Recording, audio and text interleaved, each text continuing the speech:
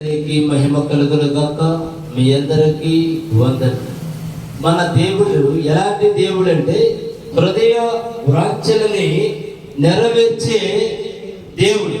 అంటే నీ మనసులో నువ్వు ఏమైతే అనుకుంటావో దాన్ని ఎవరికి తెలియకపోవచ్చు, కానీ నీ మనసులో నువ్వు అనుకున్నది ఎవరికి తెలుసు? ఖచ్చితంగా యేసయ్యకి తెలుసు. ఎందుకని తెలుసు? ఎలా తెలుసు అంటే ఆయన సర్వ సృష్టికర్త. నిన్ను సృష్టించిన దేవుడు, నన్ను సృష్టించిన దేవుడు, ఈ సృష్టినే సృష్టించిన దేవుడు. నీ కోరిక కనుక మంచిదైనట్లయితే యేసయ్య తప్పనిసరిగా నెరవేరుస్తాడు. నీ కోరిక నువ్వు అడిగితే కనుక చెడ్డ కోరిక అయినట్లయితే అది ఎప్పటికీ కూడా నెరవేర్చబడదు. అంటే మనం దైవ సన్నిధానానికి వచ్చినప్పుడు ఎలా ఉండాలి? హృదయ శుద్ధితో ఉండాలి. మనం అడిగే ప్రతి ఒక్క కోరిక యేసయ్యకి నచ్చే విధముగా ఉండాలి, యేసయ్య మెచ్చే విధముగా ఉండాలి. అంటే అప్పుడు మనం ఎలా ఉండాలి? మంచి మనసుతో ఉండాలి. మంచి ఆలోచన కలిగిన వాళ్ళకి, మంచి మనసు కలిగిన వాళ్ళకి ఏమొస్తాయి? మంచి ఆలోచనలు వస్తాయి. చెడ్డ హృదయం కలిగిన వాళ్ళకి ఏమొస్తాయి? చెడ్డ ఆలోచనలు వస్తాయి. మంచి మనసు కలిగి మనం ఉన్నప్పుడు మనం ఏంటి అడిగినా యేసయ్య మనందరికీ చేస్తానికి సిద్ధముగా ఉన్నాడు అని మనం మొట్టమొదటిగా నమ్మాలి. ఎందుకంటే మన దేవుడు హృదయ వాంఛల్ని తీర్చే దేవుడై ఉన్నాడు కనుక ఆయన మనల్ని నిరంతరము కాపాడుచున్న దేవుడు కనుక ఆయన చాలా గొప్ప దేవుడు. ఆయన ఎలాంటి దేవుడు? ఎలాంటి హృదయ వాంఛల్ని తీర్చే దేవుడు? వాక్య భాగంలోకి వెళ్ళి చూద్దాం ఒకసారి. కీర్తనలు 37వ కీర్తన 4, 5 చదవండి. 4, 5 వచ్చినారు. యెహోవాను బట్టి సంతోషించు. మరి ఎవరిని బట్టి సంతోషించాలి? యెహోవాను బట్టి సంతోషించాలి. ఎందుకంటే మా నాన్నెవరు? యెహోవా దేవుడు, సర్వ సృష్టికర్త. నీకు ఈ లోకములో ఏదైనా సాధ్యమే. ఎలా? నువ్వు యేసయ్యని అంగీకరిస్తే, నువ్వు యేసయ్యని నమ్మితే, నువ్వు యేసయ్యని వెంబడిస్తే సమస్తము కూడా నీకు ఈ లోకంలో సాధ్యమే. దేనికి? యెహోవాను బట్టి మాత్రమే మనము సంతోషించాలి. కారణం ఏమిటంటే ఆయన సమస్తము చేసిన దేవుడు. నువ్వు అడిగిన కోరిక తీర్చలేడా? ఖచ్చితంగా తీరుస్తాడు. ఆయన గొప్ప దేవుడై ఉన్నాడు కనుక అందుకే మనం ఎవరిని బట్టి సంతోషించాలి అంటే మన దేవదేవుడైన యెహోవాను బట్టి సంతోషించాలి. చదవమ్మ. ఆయన నీ హృదయ వాంఛలను తీర్చును. ఈ రోజు మన వాక్యం ఏంటి? హృదయ వాంఛలని నెరవేర్చే దేవుడు. ఇక్కడ వాక్య భాగంలో ఏమనుంది? నీ హృదయ వాంఛల్ని తీర్చే దేవుడనుంది. నువ్వు ఎలాంటి పరిస్థితుల్లో ఉన్నావు, ఏ విధముగా యేసయ్య నాకు సహాయం చేస్తాడని నువ్వు చూస్తున్నావేమో, ఖచ్చితంగా నీకు యేసయ్య సహాయం చేసే దేవుడు. యేసయ్య నన్ను ఆదుకుంటాడు అని నువ్వు అనుకుంటున్నావేమో, యేసయ్య ఖచ్చితంగా నిన్ను ఆదుకునే దేవుడు. యేసయ్య నన్ను ఆదరిస్తాడు అని నువ్వు అనుకుంటున్నావేమో, ఖచ్చితంగా యేసయ్య నిన్ను ఆదరించే దేవుడు. యేసయ్య నన్ను ప్రేమిస్తాడని నువ్వు అనుకుంటున్నావేమో, యేసయ్య నిన్ను ఖచ్చితంగా ప్రేమించే దేవుడు. ఎందుకనగా నీ మనసులో ఆలోచన ఏమిటో అక్కడ యేసయ్యకి తెలుసు. నువ్వు ఏమి అనుకుంటున్నావో యేసయ్యకి తెలుసు. కాబట్టి మనం అడిగింది ఎంతో మంచిదై ఉండాలి. మంచిదై ఉండాలంటే మన ఆత్మ ఎలా, మన మనసు ఎలా ఉండాలి? మంచిగా ఉండాలి. మంచిగా ఉంటే మంచి ఆలోచనలు వస్తాయి. చెడ్డగా ఉంటే మన మనసు చెడ్డ తలంపులు వస్తాయి. మనం ప్రభు సన్నిధిలోకి వచ్చేము అంటేనే దరిదాపుగా మన మనసు ఎలా ఉంటుంది? మంచిదయ్యే ఉంటుంది కనుక మంచిదే మనం కావాలి అని యేసు నామములో మనం అనుకున్నాం అనుకో, అది ఆయనకి తెలిసిపోయింది. దేనికి? ఇక్కడ వాక్యంలో రాయబడి ఉంది. దేనికి ఆయన వాక్యంలో రాయబడి ఉందంటే భూమి ఆకాశములు గతించిపోయినను ఆయన వాగ్దానము గతించిపోదు కనుక ఆయన గొప్ప దేవుడు. నీ హృదయ వాంఛల్ని నేను తీరుస్తానన్న దేవుడు. అయితే కొన్నిసార్లు లేట్ కావచ్చు. ఎందుకని లేట్ అవ్వచ్చు అంటే నీ యొక్క నిరీక్షణ ఎలా ఉంది? నువ్వు దేవుడి పట్ల విశ్వాసంతో ఉన్నావా, విశ్వాసం లేకుండా ఉన్నావా అని నిన్ను పరీక్షిస్తాడు. కొంతమందికి నువ్వు ఏమైతే అడుగుతావో వెంటనే జరిగిపోయింది, ఇన్స్టెంట్ మిరాకిల్. కొంతమందికి లేట్ జరగవచ్చు, కానీ ఇష్టం మాత్రం నిజం. అది చాలా మందికి లేట్ జరిగినంత మాత్రాన నువ్వు మర్చిపోతావు, కానీ యేసయ్య మర్చిపోడు. నువ్వు ఏమడిగేవో అది తప్పనిసరిగా తీరుస్తాడు. ఆయన గొప్ప దేవుడై ఉన్నాడు కనుక. ఎందుకంటే నువ్వు ఏమడిగేవో నువ్వు మర్చిపోయినా ఆయన నిన్ను, నీ మాటని మర్చిపోయే దేవుడు కాదు. కానీ నువ్వు ఎంతవరకు విశ్వాసంతో ఉంటావు, నువ్వు ఎంతవరకు యేసయ్యని నమ్ముతావు. అడిగిన వెంటనే నాకు ఈ కార్యం కాలేదు అని యేసయ్యని మర్చిపోతావేమో అని చూస్తాడు. చూసి చూసి చూసి నా బిడ్డ విశ్వాసంతో ఉన్నాడు, నమ్మకంతో ఉన్నాడు అని నువ్వు ఏదైతే అడిగేవో దానికి 10 రెట్లు ఇస్తాడు. నువ్వు అడిగింది 1 రెట్టు అనుకో, దానికి 10 రెట్లు ఇవ్వగలిగిన దేవుడు మన యేసయ్య. ఆయన గొప్ప దేవుడై ఉన్నాడు కనుక. ఇంకొక ముందుకెళ్ళమ్మా, చదువు.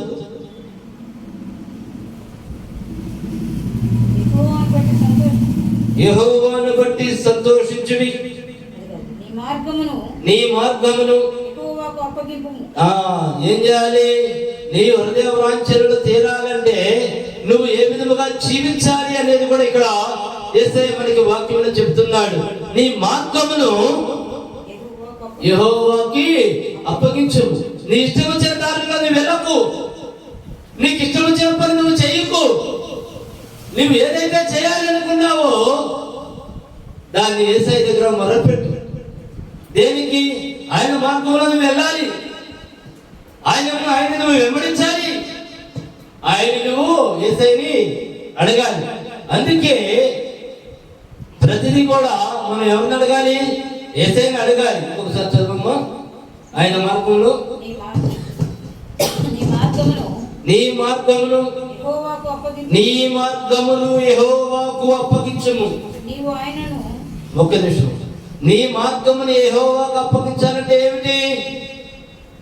అయ్యా అని నువ్వు ప్రార్థన చేసి, తండ్రి నాకు ఈ కార్యముని నెరవేర్చేది నువ్వే అయ్యా, నాకు ఈ కార్యముని నెరవేర్చు తండ్రి.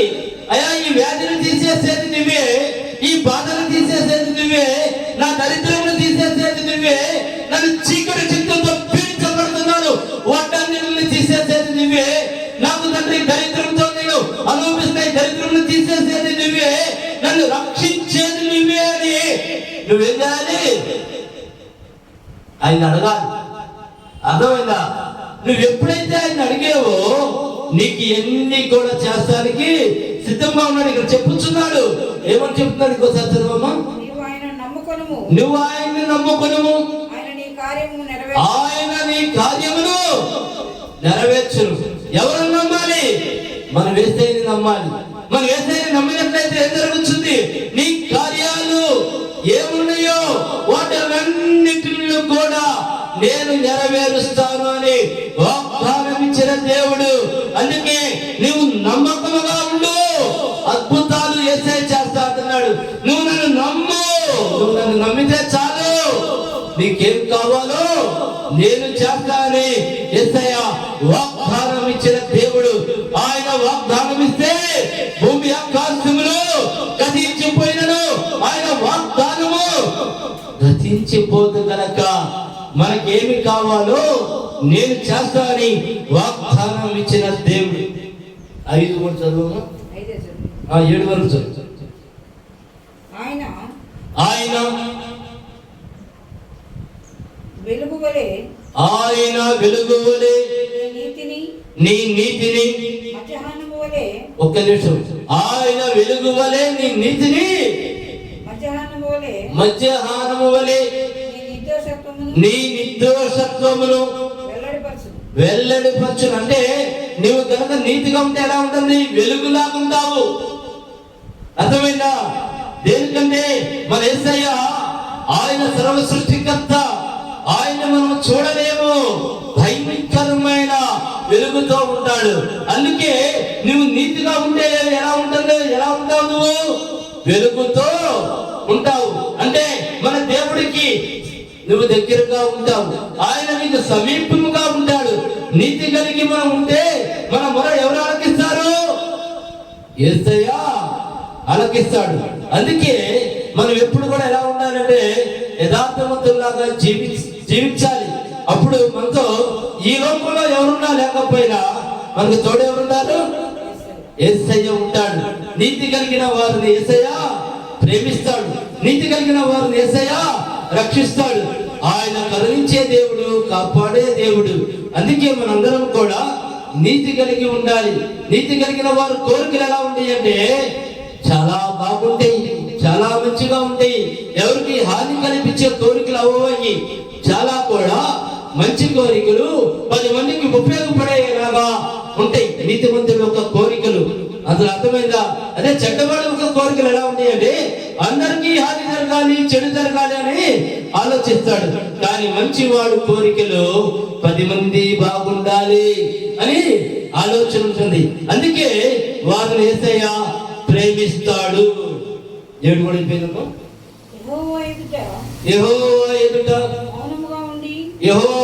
ఎదుట మౌనముగా ఉండి ఆయన కొరకు కనిపెట్టుడి. అంటే నువ్వు యేసయ్యని అడిగావు, నువ్వు మౌనం వహించాలి.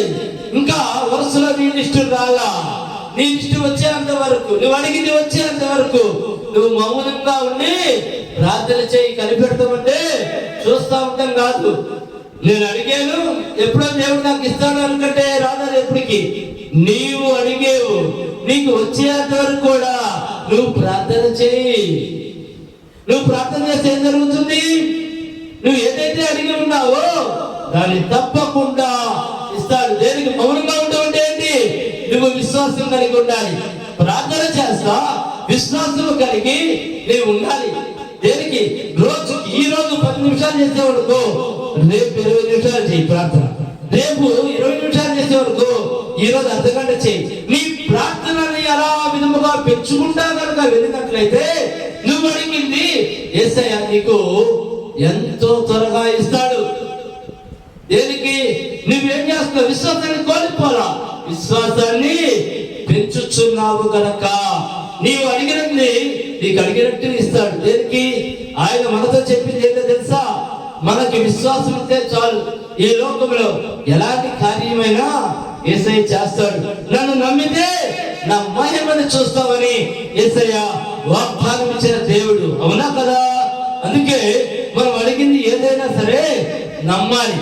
నమ్మితేనే అద్భుతాలన్నీ మన సొంతం. ఏదైనా సరే మన సొంతం. నమ్మాలి. ఎవరు నమ్మాలి? మన యేసయ్యని నమ్మాలి. అందుకే మన దేవుడు నమ్మదగిన దేవుడు. మరొక వాక్య భాగానికి వెళ్దాం. హెబ్రీ పత్రిక 10వ అధ్యాయం 23వ వచనం. వాగ్దానము చేసిన వాడు నమ్మదగిన వాడు. మన దేవుడు ఎలాంటి దేవుడు? వాగ్దానము చేసిన వాడు నమ్మదగిన దేవుడు. ఇప్పుడు బైబిల్లో ఉన్న వాక్యాలే ఇవన్నీ.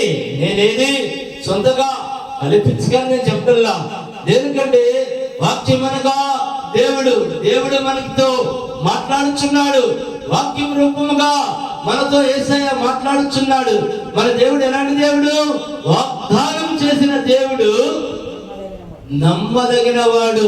అందుకే మన దేవుడు వాగ్దానం చేస్తే భూమి ఆకాశములు గతించిపోయినను ఆయన వాగ్దానము గతించిపోదు. దేనికో తెలుసా? మన దేవుడు వాగ్దానం చేసిన దేవుడు నమ్మదగిన దేవుడై ఉన్నాడు కనుక ఆయన ఎంతటి గొప్ప దేవుడు, మన పట్ల ఎంతో ప్రేమ చూపించిన దేవుడు, మనల్ని ఆదరించుచున్న దేవుడు, నిరంతరము మనందరినీ కూడా ప్రేమించుచున్న దేవుడు. చదువు. కనుక మన నిరీక్షణ విషయమై మనము ఒప్పుకున్నది నిశ్చలముగా పట్టుకొనుము. అంటే నిరీక్షణ. దేవుడి పట్ల మనకి ఎలా ఉండాలి? నిరీక్షణ కలిగి ఉండాలి. విశ్వాసాన్ని కోల్పోకూడదు. నువ్వు యేసయ్యని అడిగావు, నువ్వేమడిగావో నీకే తెలుసు, యేసయ్యకే తెలుసు. నీ పక్కన 100 మంది ఉన్నా 100 మందికి తెలియదు, ఒక్కరున్నా ఒక్కరికి తెలియదు. నువ్వేమడిగావో అది యేసయ్యకి తెలుసు. యేసయ్య ఇచ్చేంత వరకు కూడా, నేను నీకు ఇచ్చేంత వరకు కూడా నువ్వు మౌనంగా ఉండు, విశ్వాసంతో ఉండు అని యేసయ్య మనతో మాట్లాడుచున్నాడు కాదా? ఇంకోసారి చదవమ్మా. వాగ్దానం చేసిన వాడు నమ్మదగిన వాడు గనుక మన నిరీక్షణ విషయమై మనం ఒప్పుకున్నది నిశ్చలముగా పట్టుకుందుము. అంటే నువ్వు దేన్ని పట్టుకోవాలి? విశ్వాసాన్ని. నువ్వు పట్టుకోవాల్సింది విశ్వాసాన్ని పట్టుకోవాలి. నా దేవుడు సర్వ సృష్టికర్త, నా దేవుడు నన్ను సృష్టించిన దేవుడు, నా దేవుడు గొప్ప దేవుడు, నా దేవుడు సమస్తమును చేసిన దేవుడు, చేసిన దేవుడు అంతే. నువ్వు ఏమడిగినా సరే ఆయనకి సమస్తము సాధ్యమే, అసాధ్యము అనేదే లేదు. ఆయన సర్వ సృష్టికర్త కాబట్టి సమస్తము సాధ్యమే. నువ్వు విశ్వాసాన్ని కోల్పోవద్దు. నువ్వు విశ్వాసంతో జీవించు, నువ్వు విశ్వాసంతో ఉండు. నీ విశ్వాసంతో ఉంటే నీ హృదయంలో నువ్వు ఏమైతే కోరుకున్నావో అవన్నీ కూడా నీ సొంతం అని యేసయ్య మనతో వాక్యం రూపంలో మాట్లాడుచున్న దేవుడు. మన దేవుడు ఎలాంటి దేవుడు? మనతో మాట్లాడే దేవుడై ఉన్నాడు. యేసయ్యకి మహిమ కలుగును గాక. మరొక వాక్య భాగానికి వెళ్దాం. లోకాసు సువార్త 18వ అధ్యాయం 27వ వచనం. ఆయన మనుషులకు అసాధ్యమైనవి దేవునికి సాధ్యములని చెప్పారు. చాలా మంది చింతిస్తూ ఉంటారు, అయ్యో నేను ఈ పని చేయలేకపోయాను, ఇది నా వల్ల కాట్లా.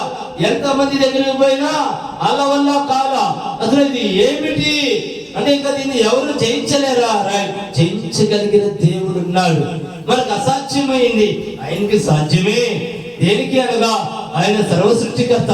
ప్రతి ఒక్క దాని గురించి బైబిల్లో వ్రాయబడి ఉంది. మీకు అసాధ్యమైనది నాకు సాధ్యమే అంటున్నాడు. నువ్వు చేయలేనిది నేను చేస్తా. నువ్వు ఏదైతే కావాలనుకున్నావో నీ వల్ల కాదా, నేను చేయగలిగిన దేవుడిని, నేను సర్వ సృష్టి కలిగిన దేవుడిని అని వాక్య రూపంలో యేసయ్య మనతో మాట్లాడుచున్నాడు. నీకు అసాధ్యమైనది నాకు సాధ్యమే. రా నా వద్దకు రా, నీకేం కావాలో నన్ను అడుగు, నేను నీకు ఇస్తాను. నువ్వు నా దగ్గరికి రాకుండా, నువ్వు నన్ను అడగకుండా నువ్వు 100 ప్రయత్నాలు చేసినా అది ఫలించదు. రా నా దగ్గరికి రా, నన్ను నమ్ము, నన్ను వెంబడించు, నన్ను విశ్వసించు. నీకేం కావాలో అడుగు, సమస్తము నేను నీకు నీ వల్ల కాకుండా ఉన్నది, నీకు అసాధ్యమైనది నాకు సాధ్యమని యేసయ్య మనతో ఈ రోజున వాక్యం రూపంగా మనందరితో మాట్లాడుచున్న దేవుడు అయి ఉన్నాడు. ఎందుకంటే మనకి ఏమి కావాలో ఆయనకి తెలుసు, కానీ మనం అక్కడికి వెళ్తల్లా. అందుకే నువ్వు అనుకున్నదేది నెరవేరకపోగా నీకేం కలుగుతుంది? అపనమ్మకం. అసలు అపనమ్మకం ఎందుకు వస్తుంది? నీలో విశ్వాసం లేకపోవడం వల్ల నీకు అపనమ్మకం కలుగుతుంది. మనం ఎవరిని నమ్మాలంటే ఈ లోకంలో యేసయ్యను మాత్రమే నమ్మాలి. ఆయన నమ్మితేనే సమస్తము సాధ్యం. చదువమ్మా.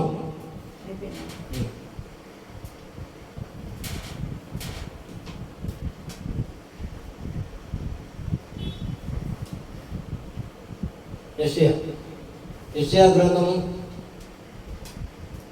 26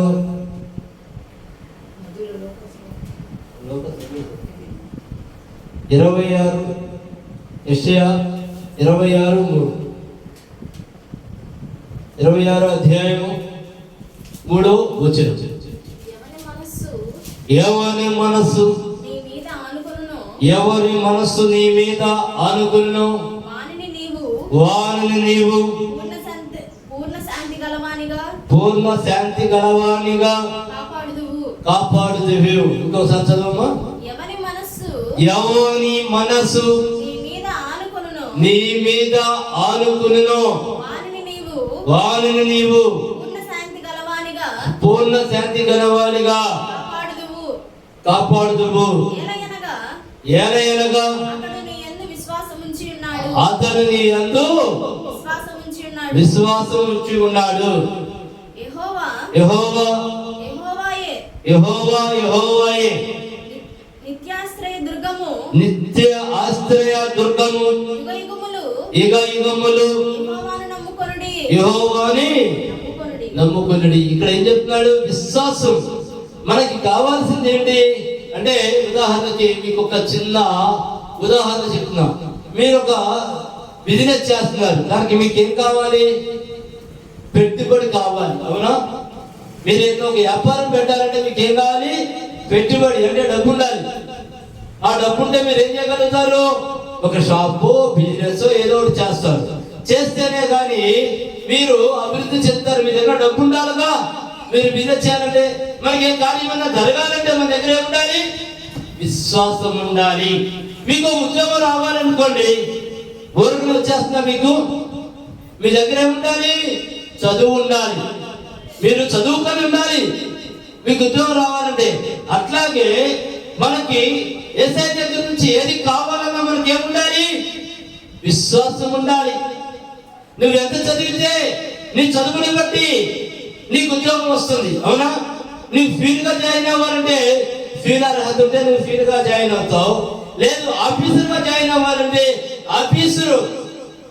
ఆఫీసర్కి నీకు ఎంత చదువు కావాలో అంత చదువు ఉంటే నువ్వు ఆఫీసర్ అవుతావు. లేదు ఇంకా పెద్ద అధికారి కావాలి అంటే నీకు అంత పెద్ద చదువు కావాలి, అవునా కాదా? అలాగే నువ్వు కలెక్టర్ అవ్వాలనుకో, దానికి తగ్గ చదువు దానికి ఉండాలి. నీ విశ్వాసం ఎంత ఉంటే నీవు అంత దేవుళ్ళో ఎదుగుతావు, నీవు అంత రేంజ్లో ఉంటావు.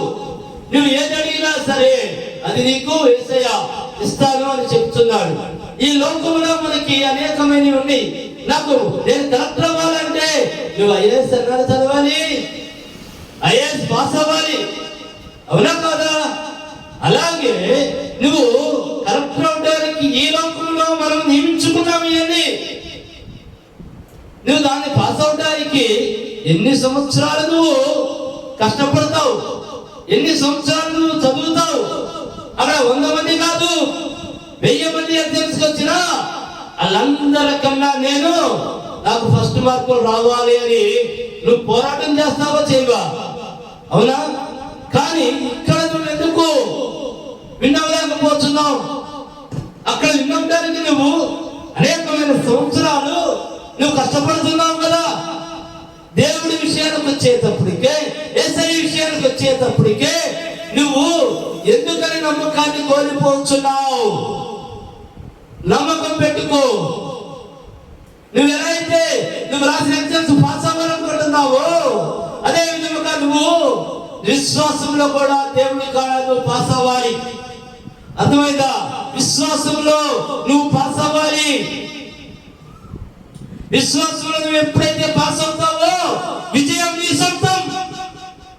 నిజమిది. విశ్వాసంలో నువ్వు పాస్ అవ్వాలి, విజయం నీ సొంతం. అంటే ఎగ్జామ్ లో పాస్ అయితే నీకు జాబ్ కన్ఫర్మ్. ఎప్పుడైతే నువ్వు విశ్వాసంలో పాస్ అయితే ఏం జరిగింది? విజయం అనేది నీ సొంతం. నువ్వు యేసయ్యకి దగ్గరగా వెళ్ళిపోతావు కాబట్టి విజయం నీ సొంతం. అలాగే వ్యాపారం పెట్టావు, వ్యాపారం పెట్టడానికి ఏం కావాలి? ధనం కావాలి. నువ్వు కొట్టు మాట్లాడుకుంటే కొట్టికి అడ్వాన్స్ ఇవ్వాలా, కొట్లో సరుకు పెట్టాలా, ఇవన్నీ కూడా నువ్వు పెడుతున్నావు. దేనికి? మనం ఏదైనా చేయాలంటే ఏం కావాలి? చదువన్నా కావాలి, ఉద్యోగం రావడానికి, వ్యాపారం చేస్తానికి ధనమన్నా కావాలి, అవునా? ఈ రెండింటిలో ఏదో ఒకటి ఉండాలి. కానీ మనం ఓదగిన ప్రతి ఒక్కరిలో కూడా మాట్లాడేస్తారు, ప్రాంతంలో 100 మాట్లాడేస్తారు. కానీ దేనికో తెలుసా? నీకు విశ్వాసం ఎక్కడది? నీలో విశ్వాసం ఉందా? విశ్వాసం లేకుండా ఇట్లా బిజినెస్ చేసిన చాలా మంది అనుకుంటారు, అరే నేను పలానా షాప్ పెట్టాలనుకుంటున్నా, పలానా బిజినెస్ చేయాలనుకుంటున్నా అని. దానికి ఏం కావాలి? 100 మాటలు అనుకుంటారు, కానీ అది పెట్టాలంటే ధనం కావాలి. అలాగే నువ్వు యేసయ్యని అనేక విధాలుగా అడుగుతావు, ఆ ఏమిటి నీకు రావాలంటే ఏం చేయాలి? విశ్వాసం ఉండాలి. విశ్వాసం అనే పరీక్షలో నువ్వు పాస్ అవ్వాలి. అప్పుడే నీకు జాబ్ వస్తుంది, లేదా అప్పుడే నీకు ధనం వస్తుంది, అప్పుడే నువ్వు బిజినెస్ పెట్టగలుగుతావు. అలాగే విశ్వాసం అనే పరీక్షలో మనము పాస్ అవ్వాలి. అప్పుడు సమస్తము కూడా యేసయ్య ఇస్తానికి సిద్ధముగా ఉన్నాడు. ఏది కూడా ఈ లోకంలో ఎవరికి ఊరికనే రాదు. ఒక ఉద్యోగం కావాలంటే నువ్వు ఎంత చదవాలి? ఒక బిజినెస్ కావాలంటే నువ్వు పెట్టుబడి పెట్టాలా లేదా? ధనాన్ని నీ దగ్గర లేకపోయినా అప్పు తీసుకొని పెట్టాలి. ఈ లోకంలో ఎవరికి ఏది ఊరకనే రాదు. అలాగే నువ్వు అడిగింది కూడా నీకు కావాలి అంటే నువ్వు మన యేసయ్యని నమ్మాలి. ఏ విధంగా నమ్మాలి? నువ్వు నమ్మితే నా మహిమను చూస్తావని యేసయ్య మనతో మాట్లాడిన దేవుడు, వాక్యం ద్వారా మనతో చెప్పుచున్న దేవుడై ఉన్నాడు. ఆయన ఎలాంటి దేవుడు? నమ్మదగిన దేవుడు. ఆయన గొప్ప దేవుడు. మనకి ఈ వారము సమయం సరిపోకపోవడం వల్ల రేపు వారము మళ్ళీ మనము ఇదే వాక్యముని కంటిన్యూషన్ గా చెప్పుకుందాము. మన వాక్యము, మన వాగ్దానం ఏమిటి అనగా హృదయ వాంఛలను తీర్చే దేవుడు మన దేవుడు. రేపు వారము ఖచ్చితముగా మళ్ళీ మనం ఇదే వాక్యం గురించి చెప్పుకుందాం. మీరు వాక్యములో విశ్వాసంలో బలపడమని యేసు నామములో అడుగుచున్నాను. దయచేసి కళ్ళు మూసుకుంటే ప్రార్థన చేసుకుందాం. మా గొప్ప దేవ, మా యేసయ్య, మా తండ్రి, ఈ వాక్యం విన్న ప్రతి ఒక్క బిడ్డలో నా తండ్రి అయా విశ్వాసాన్ని బలపరచమని అడుగుచున్నాను తండ్రి. విశ్వాసం మా సొంతమైతే తండ్రి, విజయాలన్నీ కూడా మా సొంతమే. యేసు నామములో దేవా ప్రతి ఒక్క బిడ్డని తండ్రి విశ్వాసంలో బలపరచమని అని అడుగుచున్నాను తండ్రి. ఆయన బిడ్డలందరినీ కరుణించి కాపాడి రక్షించమని నజరేయుడైన యేసుక్రీస్తు నామములో ప్రార్థించి అడిగి వేడుకొనుచున్నాము మా ప్రియ పరలోకపు తండ్రి. ఆమేన్, ఆమేన్, ఆమేన్. మీ అందరికీ వందనములు. మా మినిస్ట్రీ పేరు జీసస్ పవర్ టచ్ మినిస్ట్రీస్. మా address Aithanagar, VSR college road, Tenali, Guntur జిల్లా. మా ఫోన్ నెంబర్ 9849844862. మీ అందరికీ వందనములు.